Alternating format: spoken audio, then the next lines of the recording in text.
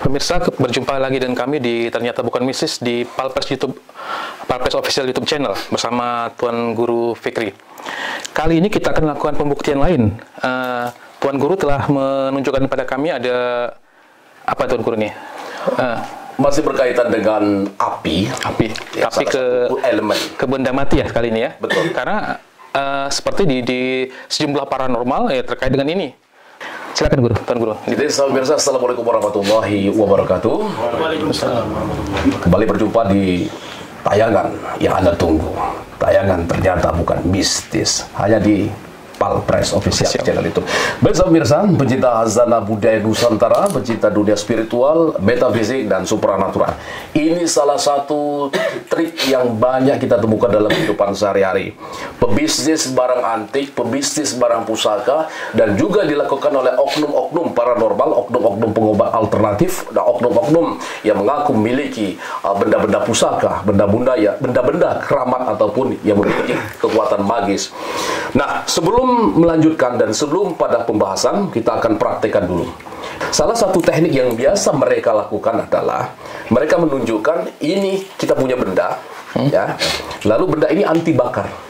Katakanlah sajadah anti bakar, selendang anti bakar, sorban anti bakar. Ini sering sekali penipuan-penipuan dalam bisnis barang antik, barang mistik. Nah, lalu mereka akan menunjukkan bukan hanya dengan korek api, bisa dibakar langsung di api. Tapi karena kita lokasi terbatas, tempat kita terbatas, kita praktekkan saja. Silakan. Yang lain sini bantu. Mungkin ada yang lain bisa itu. Wan Guru Taufik Hidayat. Taufik. Tolong dibantu saya dengan kekuatan mistisnya. Seolah mereka punya benda pusaka, ini benda pusaka. Biasanya kalau paranormal mengatakan ini khasiat untuk apa nih biasanya? Ya, ini biasanya anti api. Biasanya anti api dan diuji dengan api. Nah, bisa dengan api yang berkobar besar. Ini kita contohkan saja supaya gampang didemonstrasikan dengan korek api. Seperti tadi, silakan dibakar. Silakan dibakar. Ini teknik pertama. Oke, buka. Silakan dipegang, Pak Sulis. Panas ya? Pak Sulis, silakan pegang.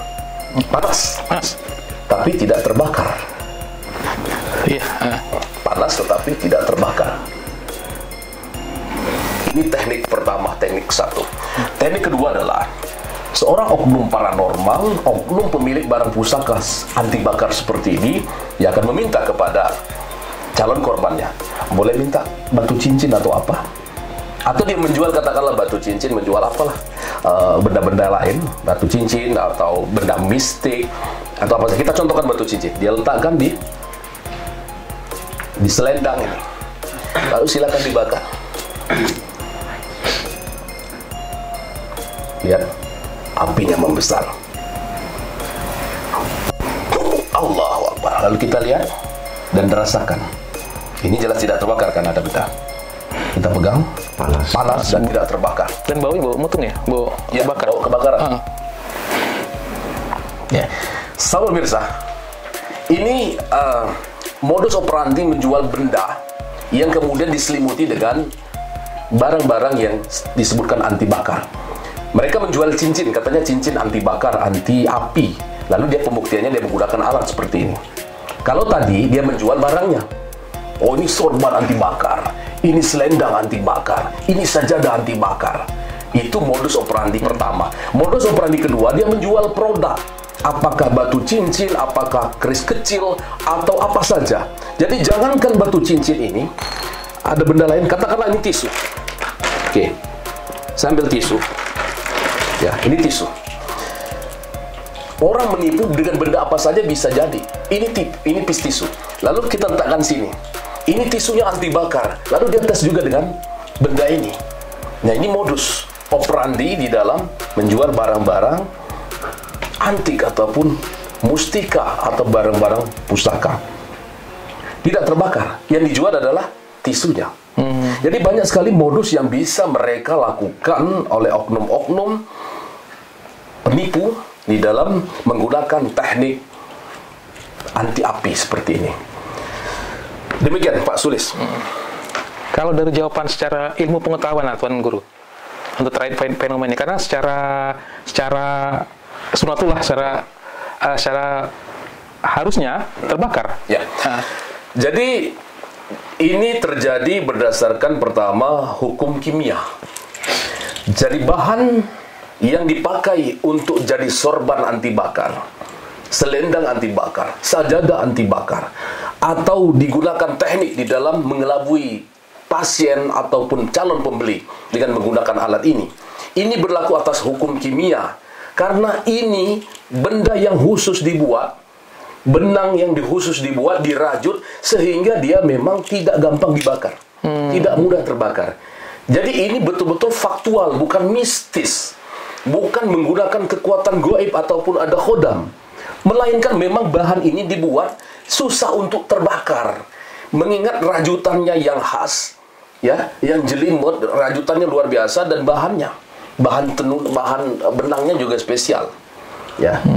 Saya tidak tunjukkan nama-nama bahannya, tapi intinya adalah ini bahan, bukan ilmu, bukan mistis, bukan karena juga benda cincin yang anti bakar, bukan karena tisu yang anti bakar, bukan juga ini karena benda diisi dengan khodam, tapi melainkan benda ini secara faktual, secara nyata memang dibuat, diproduksi sebagai bahan yang sulit dibakar. Ini memang bahannya sulit untuk dibakar, dan ini perkara rasional dan berlaku atas hukum kimiawi karena dibuat secara kimia. Ya kan? Ada banyak varian. Tapi makanya kita sangat menyesalkan ada oknum-oknum yang mengaku, wah saya punya sorban, ini kan dibuat lebih besar seperti sorban, seperti sejadah, ini hasil ritual lalu dibakar. Nah, ini adalah pembodohan dan penipuan masuk wilayah kriminal. Dan semoga Anda tidak tertipu, sahabat Birsa. Tetaplah terus berada di channel kami, di channel Palpres Official, sehingga Anda dapat menambah wawasan tentang dunia spiritual, metafisik, dan supranatural. Mungkin untuk episode kali ini sudah kita kupas. Jadi sesuai dengan perkataan Tuan Guru tadi, jangan mudah terpercaya dengan hal ini, karena semuanya pasti ada jawabannya, jawaban ilmu pengetahuan. Nantikan kami kembali di Palpres Official YouTube Channel di acara Ternyata Bukan Mistis.